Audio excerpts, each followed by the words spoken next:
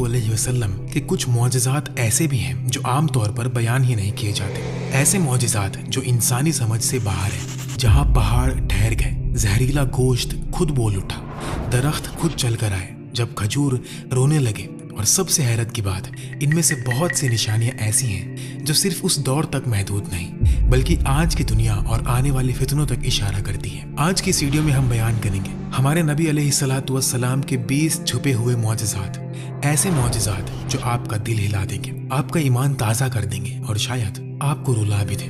तो तैयार हो जाइए, क्योंकि जो आप अब सुनने जा रहे हैं वो सिर्फ तारीख नहीं, ये नबूवत की रोशनी का जिंदा सबूत है।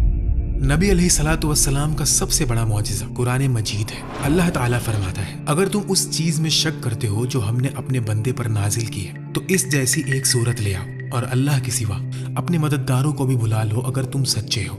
लेकिन अगर तुम ऐसा ना कर सको और